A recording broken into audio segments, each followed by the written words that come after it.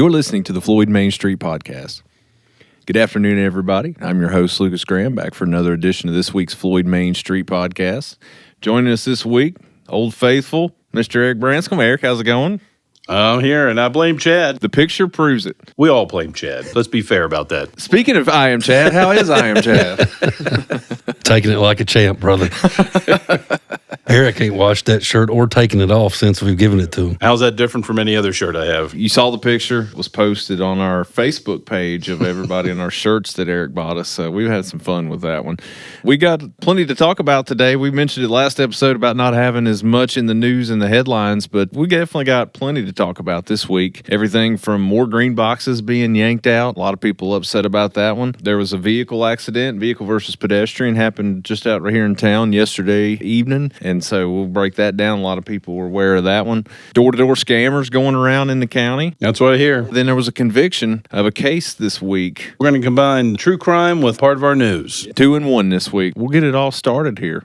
Green box removal. Another one bites the dust. This time, Storker's Knob. Right at the landfill. Right at the landfill. And the reason apparently was misuse. Did you notice that? That was the stated reason. Misuse, I guess, by residents. You know, that green box is in a location that was close to my old residence. And I spoke to one of the neighbors in that area, and they allowed that these boxes were put out, and nobody was notified that they were trying this bear-proof box or putting a box out with a lid on top of it. And he actually was one of the ones that went to throw his trash away, and it landed on top of the lid because everybody's so used to not having lids on green boxes. So it could have been just a lack of knowledge that these were different. You know, because I knew of a coworker that threw some trash out and not even thinking about it, saw the bags of trash up top and said, wow, this thing must be just really full. Threw his bag up there thinking he was just piling it on top of a full dumpster, not knowing that that top closed like that. Yeah, and of course, once one bag goes up there, it's harder to open. You know, I don't think that's fair to punish everybody off of a couple people's laziness. What do you think?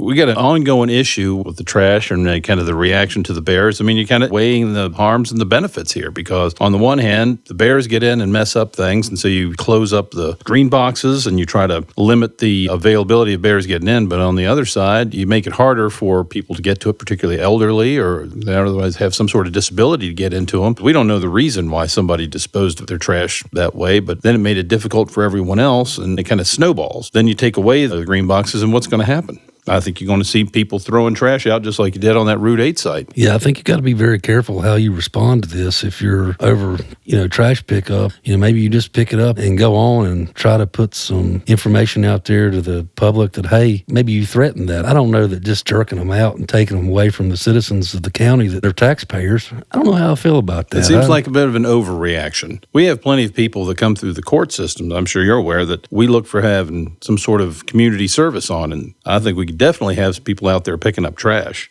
Some of these sites, it's not to say I don't know which ones fall under this and which ones don't, but these sites are owned by citizens, correct? They're on private land owned by citizens, some of these dumpster sites. I think most of them, yeah. And so if I own that property and I let the county have my green boxes there, but I get tired of the mess and I'm the one that makes that decision, they have to honor that and come remove those boxes. Now, with that being said, these ones that were just removed on Storker's Knob. Well, that's clearly not the case, though. Right, it looks like it would be on county property. The statement was, we're taking these green boxes due to misuse. Yeah. So you punished everybody because of a few people. Yeah. That's the way I see it. Right. Not that this was a request by the property owner. Correct. Probably you can read frustration in with that because obviously we have misuse at a number of sites.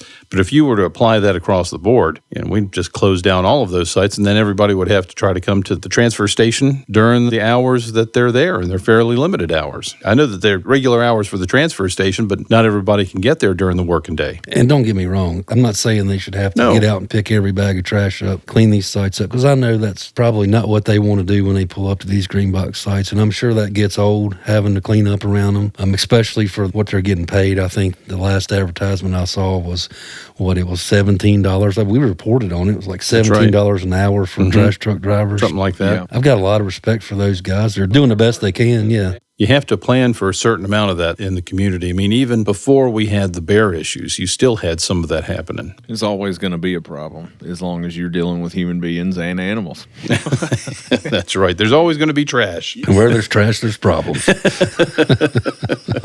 We talked about it before we started recording, and that was the first I'd actually heard of it. Door-to-door scammer. What's going on with that right now? Well, we've had in the at county? least one report in the southern part of the county of someone going door to door and presenting themselves. I think it was part of an energy scam, basically trying to make houses more efficient or energy independent. And then the lady that talked with this gentleman checked into it and found that the corporation that he supposedly was part of was non-existent. And so you can only assume that there's some sort of ulterior motive for him coming around and seeing each of these places. This happens from time to time. We have had this over the years. I'm sure, Chad, you've probably seen this over the years as well, people coming through. You just tell everyone to be vigilant that this is going to happen from time to time. The driveway paving scam was pretty popular for a while. It was. And, the guys that were legitimately going around door to door trying to obtain business on driveway repaving, they would actually call me personally and say, hey, this is my name, this is my business, this is what I'm driving, let your guys know. And we would post that for callers. But 9 times out of 10, it's usually a scam. Yeah, we had people come around at some point with a meat truck that was basically some freezer that they managed to load into the back of a pickup and wire into the electric system of the car. One of these chest freezers you buy at Lowe's,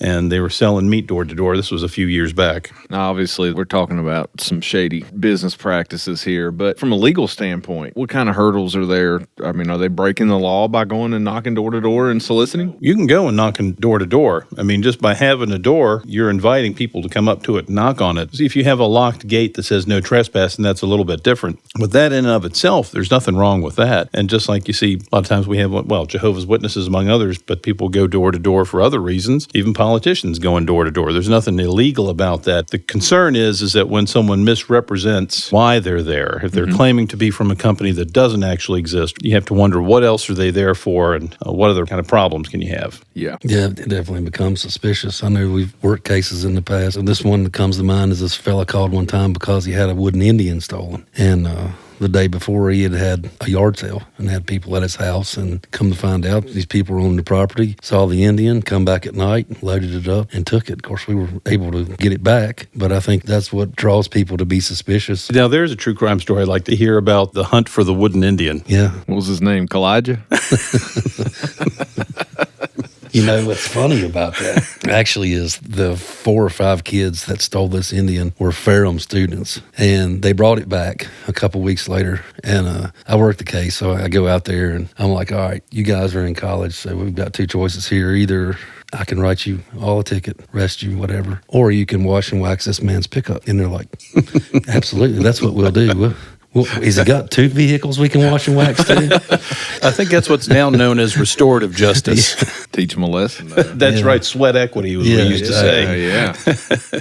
Well, keeping it in that true crime category, you said you was going to combine headlines, Eric, with true crime this week with the current case. Is that correct? We got an interesting one this week. So this is a case that has been going on for about 3 years now. This is involving a lady by the name of Kalinda Rogers. Miss Rogers is about 30 years old now. This is an incident that happened in March of 2018. It was not reported until March of 2022. So what happened is that in March of 2022, Rusty Stanley with the Sheriff's Office was responding to an incident that was reported to the Department of Social Services. A young man down at Fleming High School had reported to one of his counselors about being sexually assaulted while he was in 5th grade and lived in Floyd County. As we investigated that, we found that this young man, in March of 2018, he and his family had moved to Ramsey's Trailer Park in Floyd County.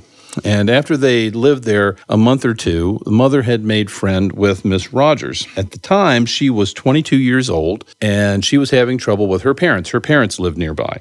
The mother of the victim was friends with Miss Rogers' mother, and because there was this conflict between Miss Rogers and her parents, offered to have her come and stay at her house. She could sleep on the sofa and stay there. This brings us to a point where we should kind of a cautionary tale for people out there, because the mother of the victim knew that Miss Rogers had just the year before been convicted in Allegheny County of a statutory rape of a 14-year-old and been put on the sex offender registry. But, of course, Miss Rogers and her mother had a story behind it and how it was all made up and forced and faked. And so it wasn't of any account. Don't believe it. So they didn't believe it and knowingly let a predator into the home. Into the house and let her live there. And she was about 22 years old then. Of course, she started staying there because she needed to use the internet. And then the victim's mother let her live there. And then the victim's mother started using her as a babysitter. So when the kids came home, one of her sons at the time was 11 years old, and he was the victim of the sexual assault. He reported that years later, but what had happened at the time was that she started sexually assaulting him after being there for about 2 months. After being questioned by investigator Stanley, she admitted to at least essentially raping him 7 or 8 times over the period that she was living at the house. There were various sexual acts that took place between the two of them, and fortunately the family moved away, and this came up when he was having some issues down in Fleming, and that came up. This was a case that was brought within a couple of months, and that was back in 2022. But this is also a cautionary tale of what sometimes can happen with someone going through the court system. Miss Rogers had a number of mental health issues of her own, and she had to go through multiple evaluations to determine if she was competent to stand trial. And then there was even the attempt at one point to try to find her a victim of diminished capacity. This is a law that came in Virginia in 2021 that allows people who are defendants in cases to say that they have reasons because of their mental health that they shouldn't be held as accountable for their actions because of their mental health situation. And this was brought up by the defense, and we went through a series of hearings. Unfortunately, in the meantime, while all of these cases have been hearing and she's been going through various mental evaluations, a number of other jurisdictions in Virginia have had rulings on this and very much focused that law where it was. And so it became clear that Miss Rogers' conditions were not going to give her that kind of protection that she was looking for. And that led ultimately to her making the decision to plead guilty to the violent sexual assault as she did last Monday. So that's going to be set for a hearing in late January for her to be sentenced. What are the guidelines on that kind of thing? They're going to be pretty steep because her sentencing range is from 25 years to life, and she's already a sex offender when she committed those crimes. Now, she has been locked up since the point that we arrested her in May of 2022. So during these evaluations in this period, she wasn't able to get out during that time? No, at no time was she able to get back out. It makes you wonder, what's the Commonwealth case law showing that? I mean, how much consideration or how much weight is put into that?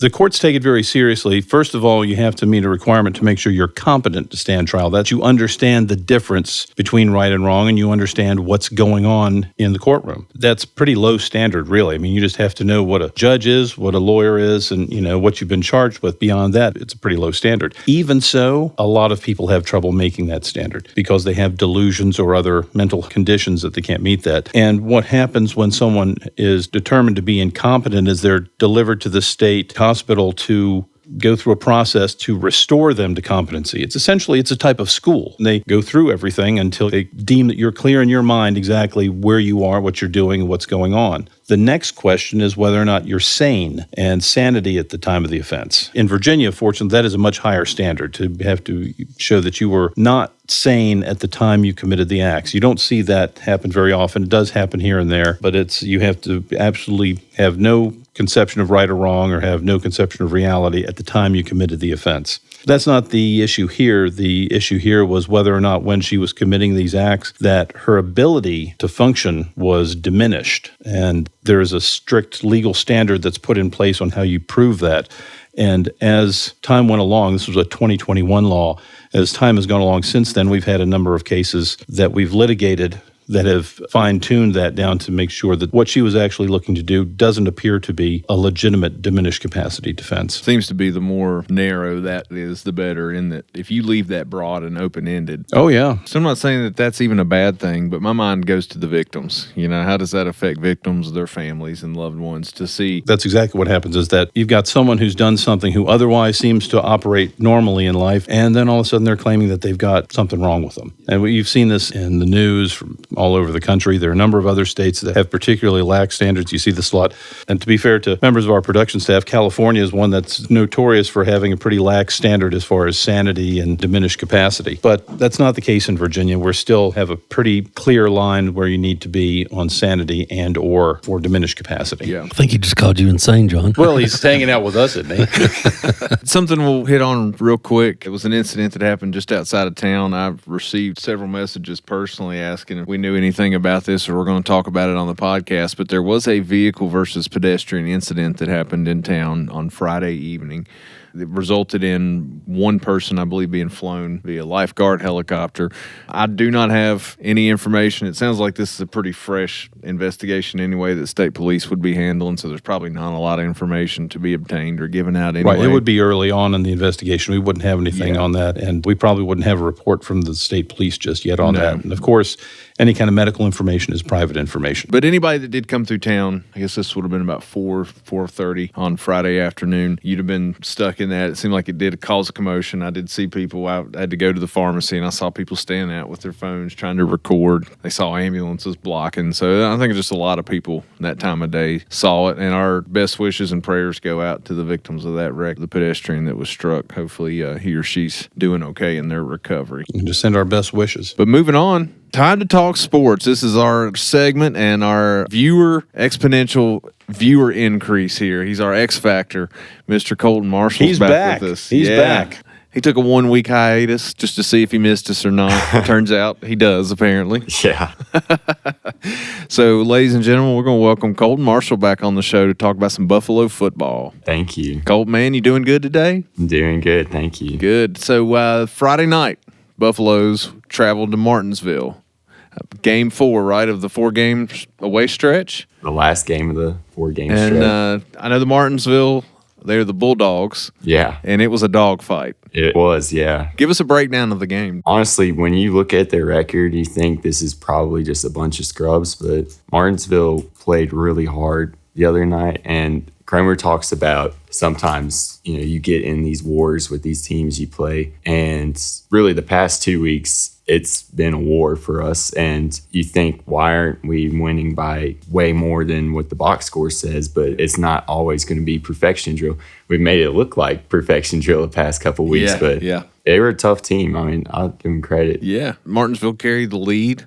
Didn't they go in it into halftime? Yeah, we were trailing at halftime. Tell me about the second half, what Coach Kramer and the game plan, what you guys did to turn it around in the second half and come away with the win. Our biggest emphasis, really, we were hurting ourselves more than we were letting them hurt them. One of his big things to say is we're not having fun because we're good because we're having fun. And I think a lot of that just anticipation and, oh my gosh, what are we doing? We just relaxed. We got back to what we were good at, running the football, playing good defense. Really, playing good defense has been our anchor the past 2 weeks, and that really helped us. We had some big interceptions. JP Dunford he had the game-sealing interception, and a lot of big plays were made by a lot of guys the other night. It's a name that you mention about every week I'm hearing, and it seems like he's a key piece of the secondary here and coming up with big plays. We have a lot of good corners. He's only a junior. He's the tallest one out there, but he's made some big plays for us the past couple of weeks. Our whole secondary, really, they stepped up in the fourth. So the defense locked it down and give the offense a chance to win the game. Tell me about the offense in that second half. What did you see that you liked from the offense that allowed them to make the plays that they needed to do to get the lead and then let the defense do the rest and hold? Like I said, got back to what we were good at, running the football.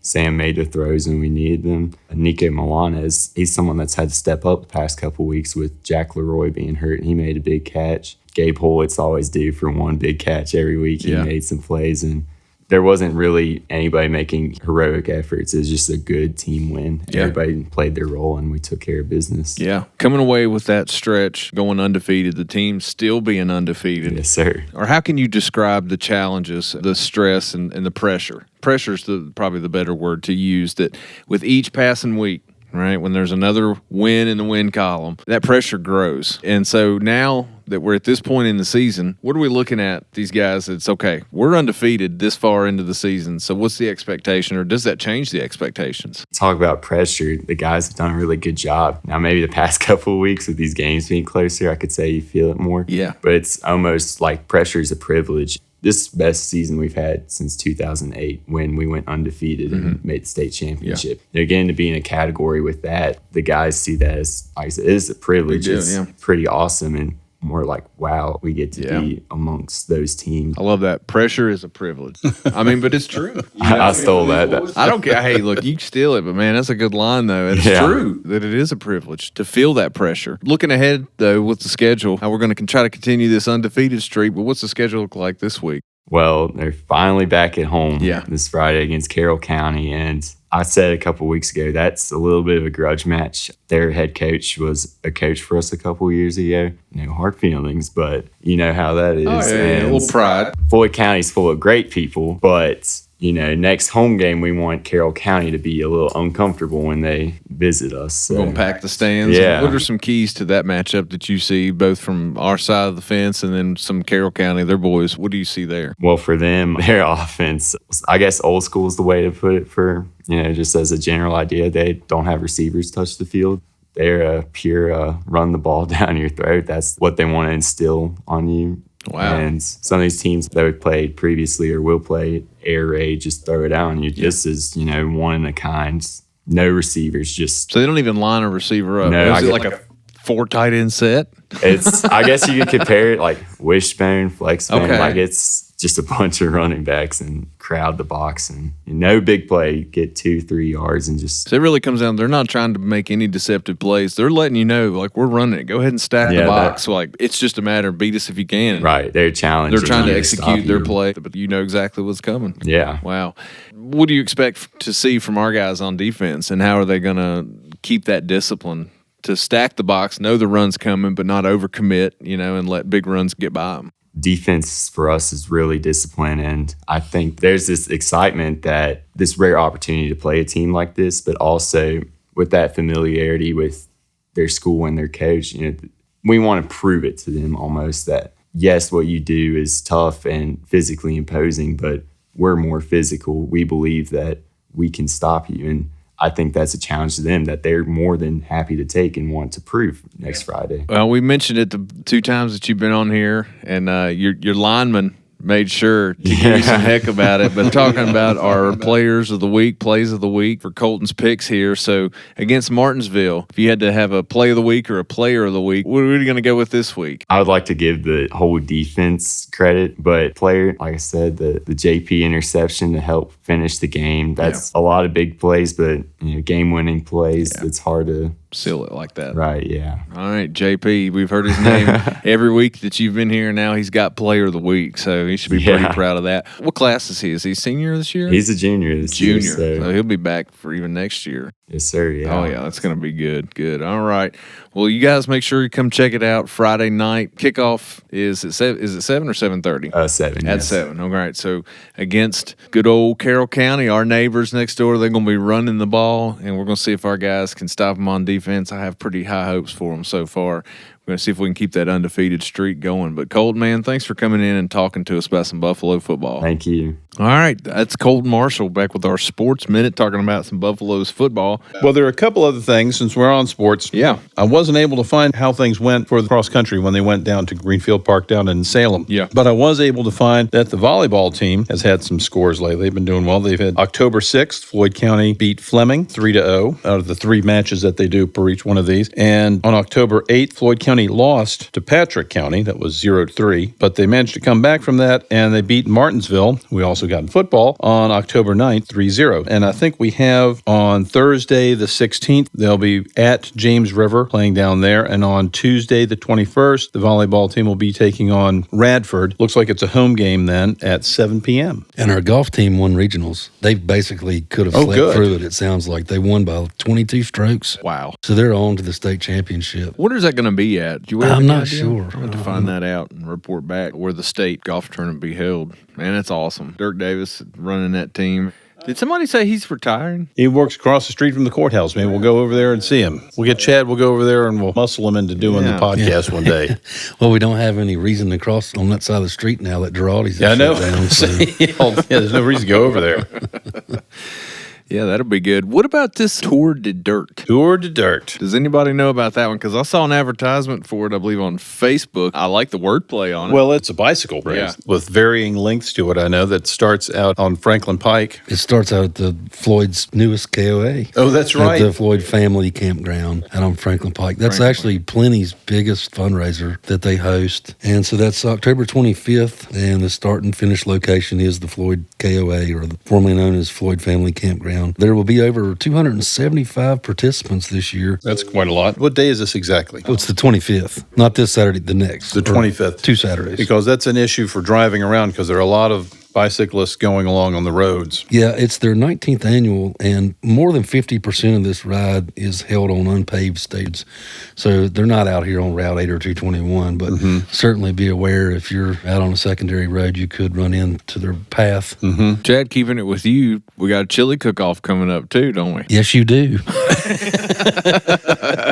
Yes, you do, Lucas. Did you forget that you're cooking for the sheriff's office? You know, the information did not fall upon me until after the day of that, the winner of this thing is going to have to make a lot of chili. That's right.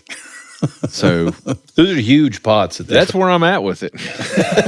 So there is a couple things to clarify. I think last week we weren't specifically sure on the times and some of the fine details, but it looks like this thing kicks off. Tasting starts at 5 p.m. and the judging is at 6 p.m. and the winner's announced shortly after that. They are having a band along with other food trucks if chili's not your thing.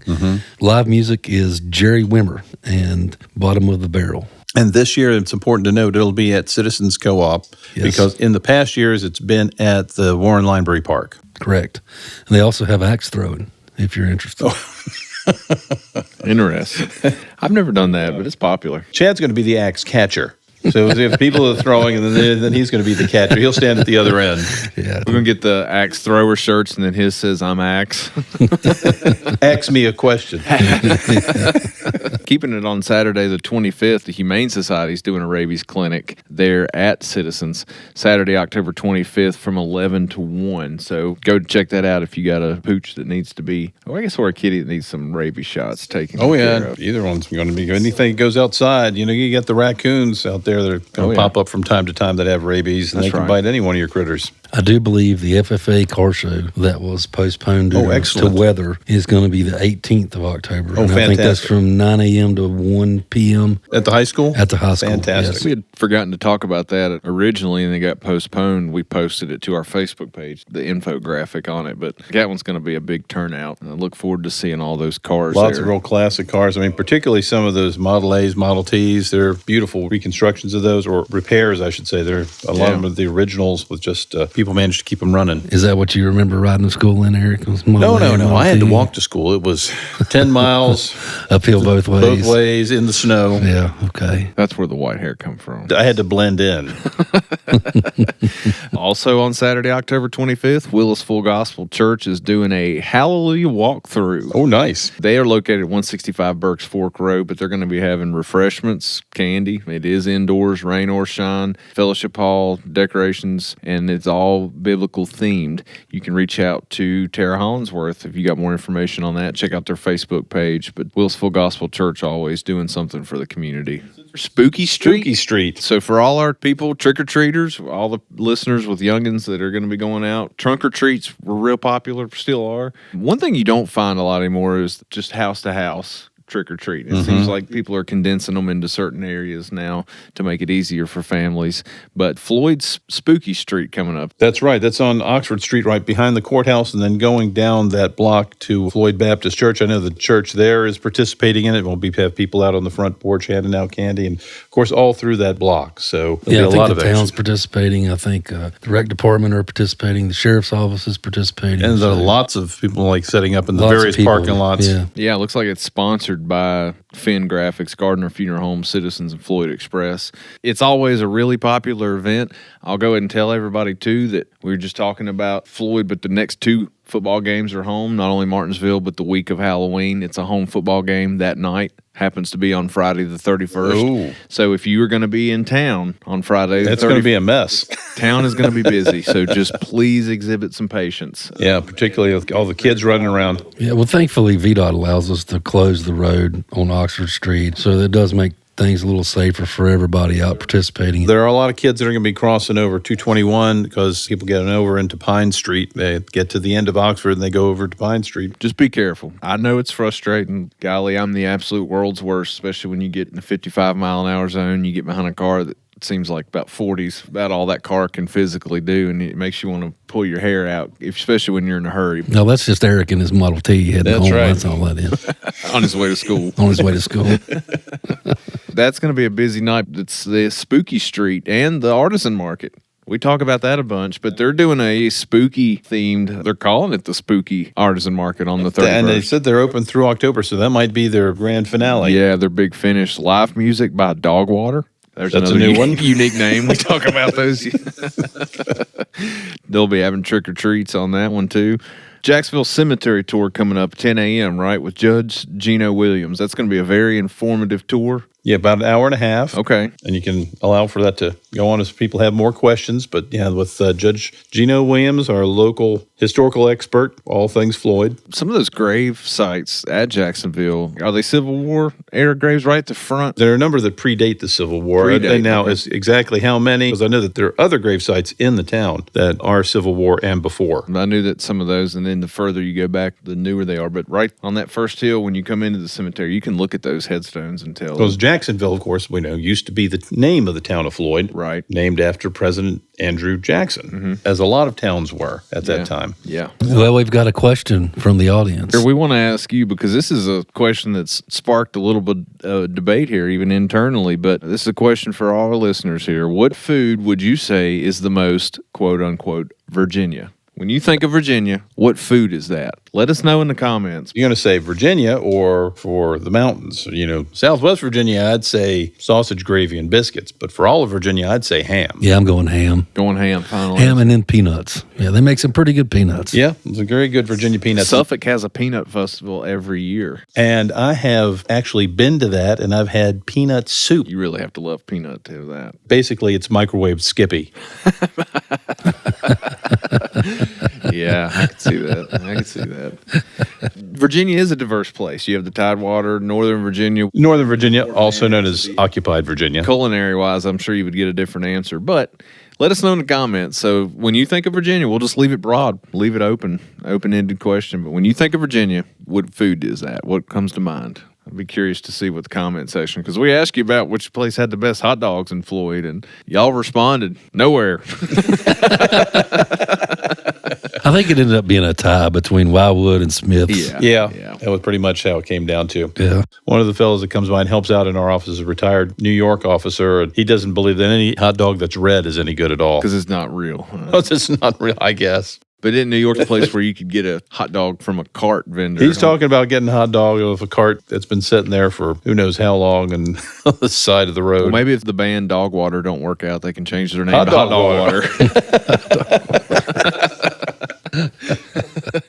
All right, that should cover it. We'll have more to talk about next week as far as Halloween, and we'll break down all the events that we know that are coming up, trunk or treats and stuff, but wanted to get the town and the big events There out of the will way. be a ton of trunk or treats. I mean, I know a lot of the churches, particularly if you go further out into the county, will be advertising their trunk or treats. If your church is doing a trunk or treat, send it into the podcast. We don't want to miss any. Unfortunately, we do. It's impossible to keep up with everything. But if you have an event that you know about that doesn't even have to be related to that, I mean, anything for your church you want to promote, send it to us. Your church, your business, whatever it may be. We'll get it out here on the podcast.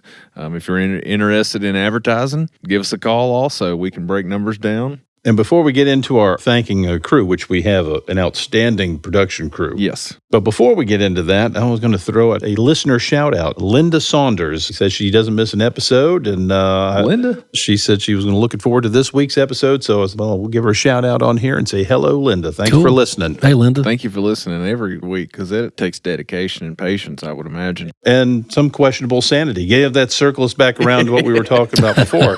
We thank our production team, John X, he's killing it for us, and Big Country Cockrum.